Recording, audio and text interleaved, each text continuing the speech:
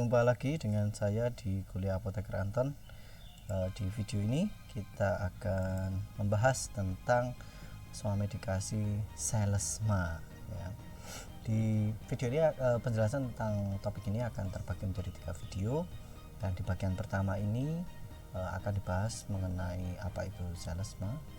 Sebelumnya juga ada kunci-kunci penting tentang swamedikasi selesma, kemudian definisi, kemudian patofisiologi termasuk etiologinya seperti apa. Baik, video ini digunakan untuk mata kuliah farmasi komunitas di Fakultas Farmasi Universitas Jember. Referensi yang dipakai adalah dari Handbook of Non-Prescription Drugs dengan editor Berardi, dan untuk materi ini diambil dari bab Disorders Related to Colds and Allergy oleh Scolaro. Baik, cold atau selesma kadang diistilahkan dengan colds. Kalau Anda search gambar di internet, Anda akan menemukan salah satu foto seperti ini. Jadi mungkin ini yang cukup menggambarkan apa yang dirasakan oleh penderita selesma ya. Merasa kedinginan karena menggunakan baju hangat begitu ya. Kemudian ada banyak sekali tisu bekas di situ, yang jelas bekas ingus ya. Kemudian hidungnya nggak berwarna merah sayangnya ya, si mbak ini. Ada termometer dan juga ada beberapa obat ya. Wah, ini obatnya yang dipakai ternyata bisa sebanyak itu ya, 2 blister dan 1 strip kayaknya ya. Baik ya, memang kadangkala untuk selesma ini kita juga membutuhkan beberapa obat ya yang bisa, tapi biasanya obat-obat itu sudah ada dalam bentuk kombinasi. Terutama yang saya ketahui di Indonesia ada banyak macam obat untuk selesma dalam bentuk kombinasi dengan kombinasi dari unsur-unsur beberapa golongan obat. Jadi mungkin terlalu berlebihan kalau si mbak ini menggunakan terlalu banyak obat di sini begitu ya, kecuali kalau masing-masing obat bukan obat campuran ya, obat tunggal itu dengan zat aktif tunggal. Baik, mari kita mulai dengan kunci-kunci, poin-poin kunci tentang swamedikasi selesma. Selesma atau colds itu termasuk self-limiting disease, dan juga pada umumnya disebabkan oleh infeksi virus. Jadi biasanya dia karena disebut sebagai self-limiting, artinya kalau dibiarkan saja itu bisa sembuh dengan sendirinya, asalkan asupan gizi, istirahat cukup, nanti bisa sembuh dengan sendirinya. Nah, karakteristiknya dia bisa diawali dengan nyeri pada tenggorokan, kemudian setelah itu juga diikuti dengan nasal symptoms, artinya ada beberapa gejala di hidung seperti bersin-bersin, kemudian meler ya, keluar ingus, dan juga non-productive cough ya, jadi ada batuk non produktif atau bisa kita istilahkan umumnya diistilahkan dengan batuk kering begitu ya, batuk kering. Nah, medical referral kadang-kadang diperlukan untuk pasien yang mengalami selesma ini dan mengalami gangguan imunologis di tubuh ya, dan juga yang punya cardiopulmonary diseases ya, juga punya alarm symptoms yang meliputi high fever, demam yang sangat tinggi. Ya, nanti kita lihat kriterianya ya di video ketiga kalau nggak salah ya, seberapa tinggi fever yang perlu diwaspadai dan perlu referral. Kemudian chest pain daripada dada, kemudian shortness of breath ya, yang bisa mengindikasikan asma, atau wheezing ya, atau menging. Jadi kalau nafasnya juga pendek-pendek, tersengal-sengal, dan juga keluar bunyi atau keluar bunyinya, nah itu berarti tanda-tanda perlunya referral atau rujukan gitu ya, rujukan ke dokter. Jadi tidak cocok untuk self treatment. Nah, treatment itu biasanya simptomatik ya, dan ditargetkan pada simptom-simptom yang mengganggu saja. Kalau masih bisa ditoleransi, sebenarnya tidak perlu dengan pharmacologic treatment gitu ya. Dekongestan itu yang paling umum digunakan untuk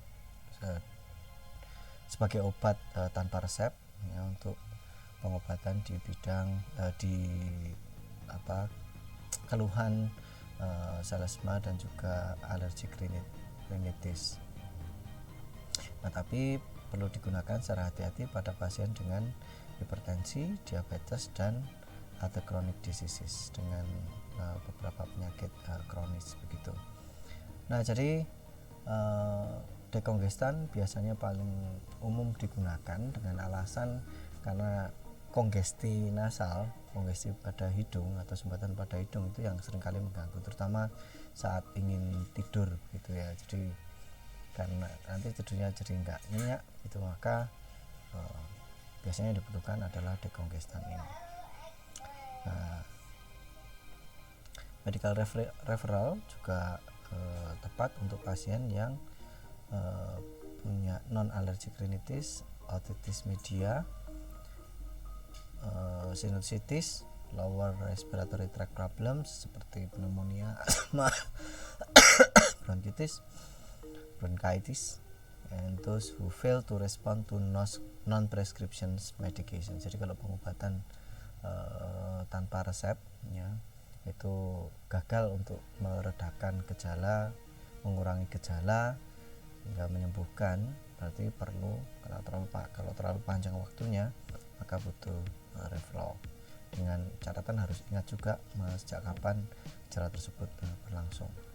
Baik, di bahasa Indonesia selesma kalau lihat di KBP itu sakit kedinginan ya, sehingga mengeluarkan ingus, pilek ya, sakit kedinginan. Karena itu bahasa Inggrisnya ini adalah cold atau common cold gitu ya. Jadi orang merasa kedinginan, padahal bisa jadi ya kadang-kadang suhu tubuhnya malah tinggi ya, suhu tubuhnya tidak rendah tapi tinggi ya. Jadi hanya perasaan dingin saja, sehingga kemudian tubuh meningkatkan metabolismenya, meningkatkan suhu tubuh. Selesma itu disebabkan oleh infeksi virus ya pada bagian saluran pernafasan atas ya, saluran pernafasan atas ya. Oh ya, terkait dengan ini hati-hati dengan istilah ISPA ya. Seringkali kita menyebut ISPA itu, tapi singkatannya bukan infeksi saluran pernafasan atas, tapi akut ya, beda ini. Infeksi saluran pernafasan atas, meskipun juga di common cold ini bisa masuk ke ISPA tersebut. Nah, pada anak-anak ya, pada anak-anak usia sampai 18 tahun begitu ya, bisa jadi lebih sering terjadi ya pada anak-anak ini. Selesma ini terjadi pada anak-anak kerap kali. Setahun bisa 6 sampai 10 episode. Satu episode itu maksudnya dari mulai sakit sampai sembuh gitu ya, kemudian dan lain sebagainya. Atau katakanlah berarti bisa jadi ya may have as many as 12 episodes, berarti rata-rata sebulan sekali begitu ya. Jadi bisa jadi juga kalau statistik kita bisa bilang seperti itu ya, tapi bisa jadi memang dalam bulan-bulan tertentu begitu, setelah sembuh sakit lagi, setelah sembuh sakit lagi. Terutama kalau ini attending childcare, di mana penularan selesma ini cepat sekali. Jadi ketika anak masuk childcare atau sekolahan gitu ya, bisa menular di sekolahan, bermain dengan teman-temannya, ketularan, nanti muter aja di situ begitu ya. Yang satu sudah sembuh, yang lain masih sakit, bisa menulari yang sembuh juga, dan seterusnya. Sama seperti juga di keluarga pun ya seperti itu. Biasanya ada anggota keluarga satu yang sakit, bisa menularkan ke yang lain ya, kemudian ya berputar kembali gitu. Untuk orang dewasa kurang dari 60 tahun ya, bisa 2 sampai 4 episode per year. 2 sampai 4 ya. Dan untuk yang lebih dari 60 tahun sangat kecil sekali, satu episode ya, hanya satu episode saja setahun. Jadi semakin tua sepertinya semakin kebal ya dengan virus-virus yang mungkin menyebabkan common cold ini. Untuk usia wanita berusia 20 sampai 30 tahun mungkin kejadiannya lebih sering, lebih kerap daripada laki-laki karena kontak dengan preschool dan school children. Ya, bisa jadi ini menjadi penjelasan dari kenapa kok wanita itu lebih sering ya, frekuensinya lebih sering jumpai untuk menderita colds daripada laki-laki. Nah, ini meskipun ini merupakan self limiting disease atau bisa sembuh dengan diri sendirinya, kadang-kadang membuat orang menjadi betul-betul malas untuk bergerak, atau bukan malas sih sebenarnya, memang sakit ya, jadinya enggan untuk bergerak, harus istirahat begitu, sehingga meskipun tidak berat sebenarnya tapi bisa menyebabkan ya ini absen ya, ketidakhadiran di baik tempat kerja maupun di sekolahan. Kemudian cold ini hanya mempengaruhi upper respiratory tract ya, URT, hanya faring, nasofaring, nose, cavernous sinusoid, dan paranasal sinuses. Nanti kita lihat gambarnya seperti apa. Nose sendiri ya, hidung sendiri juga terdiri dari saraf-saraf baik yang sensorik, kolinergik, dan simpatik, dan ini nanti ada hubungannya dengan beberapa obat yang digunakan dalam treatment selesma ini. Baik, nah jika distimulasi ya, saraf-saraf ini bisa menyebabkan simptom yang banyak gitu ya, gejala yang muncul banyak gitu ya, dan dia menjadi target ya dari beberapa ini obat tanpa resep gitu ya, sama seperti yang saya sudah sampaikan tadi. Nah, ini gambarnya nih, ini saluran pernafasan bagian atas ya, di gambar A ini bagian A, upper respiratory tract, ada nasal cavity, faring, laring. Kalau yang lower ada trachea, primary bronchi, kemudian lungs, parunya sendiri. Nah, jadi bisa upper respiratory tract ya, kalau ada radang bisa dalam bentuk otitis media, sinusitis, faringitis, kemudian laringitis. Kita lihat masing-masing saraf ya, saraf sensorik ya bisa merespon terhadap stimulus mekanis maupun termal. Jadi suhu udara itu bisa direspon oleh sensory nerves di hidung kita.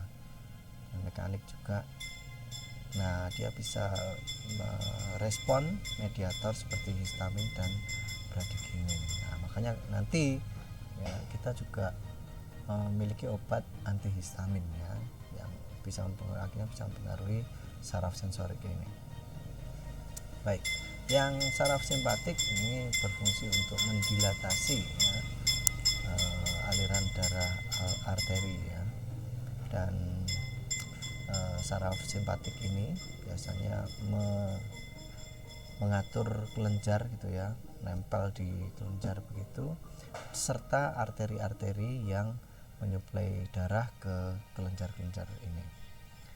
Nah, kemudian yang kolinergik, kalau ini lawannya dari simpatik ya, dia bisa mengkonstriksi ya, aliran darah arteri. Nah, ini bisa innervate veins and venules, jadi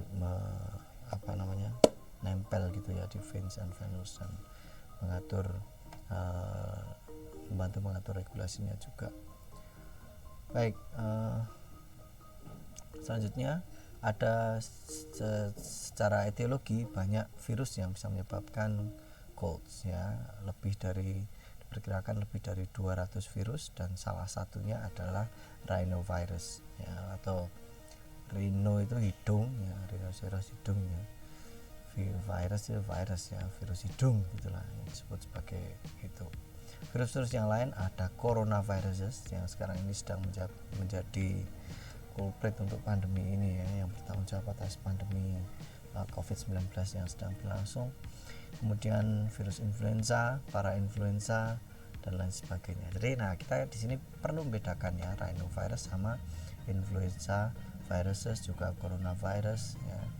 Ini berbeda dengan pada umumnya kita di Indonesia itu nyebut ini dengan flu gitu ya, yang mana sebenarnya flu itu merujuk pada influenza karena gejalanya juga mirip-mirip gitu ya, meskipun ya sebenarnya kalau diperhatikan berbeda, karena misalnya ada nyeri di persendian itu lebih menjadi ciri khas dan demamnya tinggi sekali itu untuk flu. Nah, koinfeksi antara virus dan bakteri mungkin terjadi ya, akan tetapi sangat-sangat jarang. Nah, rhinovirus ya, ambil salah satu contoh virus penyebabnya. Rhinovirus itu mengikat sel epitel saluran pernafasan di hidung dan nasofaring. Lalu selanjutnya bisa kalau virus tersebut sukses mereplikasi di dalam sel epitel pernafasan, maka dia akan menyebar ke sel-sel yang lain. Nah, lewat penyebaran ini penyebaran ini bisa memuncak ya 2-4 hari ya setelah pertama kali seseorang terinfeksi oleh rhinovirus ini, bisa memuncak ke situ, dan ini berarti nanti juga menandakan gejala-gejala yang muncul dan bisa bertahan tetap ada di nasofaring selama 16-18 hari atau hampir 3 minggu, itu gampangnya untuk mengingat, 2-3 minggu bisa bertahan di sana. Nah, sel yang terinfeksi dia tidak hanya diam tapi berusaha melepas sinyal gitu ya ke tubuh dengan melepaskan kemokin ya. Kemokin menandakan bahwa di sini ada kerusakan sel gitu ya. Salah satu kemokin yang kita kenal adalah sitokin ya, dia merupakan mediator peradangan sehingga pelepasannya akan memediasi terjadinya peradangan dan juga refleks neurogenik. Nah, kemudian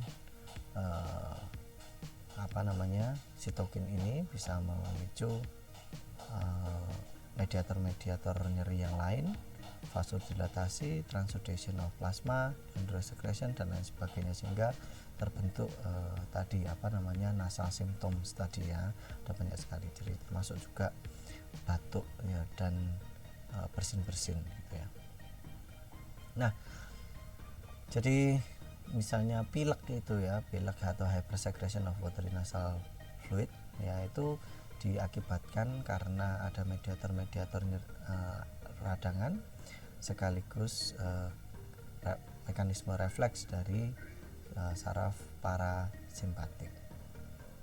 Nah, infeksi virus ini akan berakhir jika IgG dan IgA sudah dilepaskan oleh tubuh gitu, karena kanannya dan IgG dan IgA diproduksi oleh tubuh, makanya dengan istirahat cukup, makan makanan yang bergizi, protein-protein gitu ya, itu bisa untuk membantu kesembuhan ini tanpa menggunakan obat, jadi kita sebut sebagai non farmakologi terapi.